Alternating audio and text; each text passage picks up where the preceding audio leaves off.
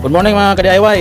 So bago pagid no nahitabo ang makusog nga linog diri sa Mindanao, particularly sa Davao, sa kasikbit nga mga probinsya. So muna na yung mga ka-DIY ang inyong mga order. May upat na to diri ka available na emergency light. So burn out karon, patuloy nga mosigar ni. So muna na yung gamit na kayo pananglitan mo burn out ni kagabi ang emergency light. So nag-order ko na, tapos na ko ready to pick up na nani. Sigaw na to mga loads para makita na to in full volume.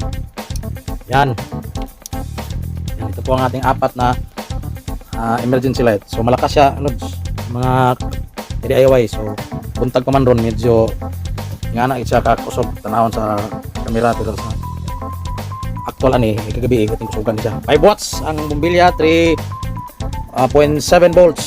So ang atong kuha na ni mga idol, ang style na to sa yung switch is pwede na to siya hinayan. Okay, pwede to sa i-dimmer, so pwede niyo pabuntagan. Pwede na to siya hinayan, so mabuntagan gid siya na to if ever nga mag burn out siya og tibuok gabi nya matulog na, pwede gid siya pabuntagan. So mo nang sa mga nag-order, so dimmer siya type. Pwede siya kusgan, pwede hinayan. So dimmer type na emergency light.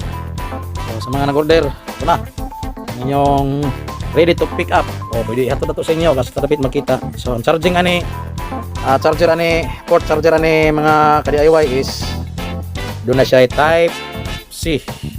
Kung makita niyo type C.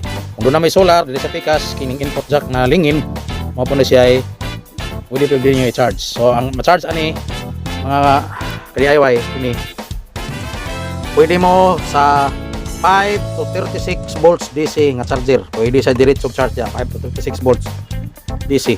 Kung doon na may available sa inyo, kung may solar pwede dire. May solar charge ninyo pwede dire. Then kung doon na may 6 volts, 9 volts, 12 volts, 15 volts, 20 volts nga charger hantod 36.6 volts. Pwede dire diretsong charge. Kini is for cellphone. Ang atong cellphone charger is ang output na is 5 volts naman. So pwede dire, pwede po dire. Pwede rin siya sabay na i-charge. Okay, mga ka-DIY, muna itong human karon. Pili ko ro. Muna ang mga suga na to na 3 volts LED. Okay, so salamat. PM lang.